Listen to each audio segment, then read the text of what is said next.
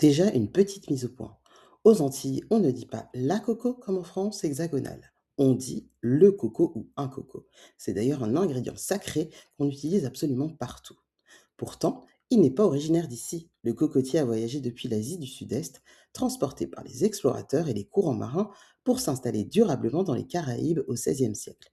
Depuis, il fait partie de notre ADN. Aux Antilles, le coco se vit au quotidien.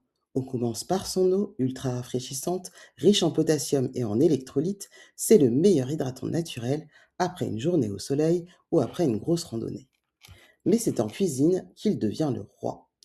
Impossible de passer à côté du mythique sorbet coco, turbiné à la main avec de la cannelle, de la muscade et du citron vert, ou encore le gâteau coco traditionnel réconfortant à souhait. Et pour l'apéro, c'est l'incontournable punch coco. Doux, crémeux, parfumé, un vrai délice. Mais attention, il cache bien son jeu. Chaque île de la Caraïbe a ses secrets. Partout dans la région, on adore grignoter des morceaux de coco sec et on utilise son lait fraîchement pressé pour faire mijoter les poissons et les plats traditionnels. Alors, tu savais qu'on disait le coco?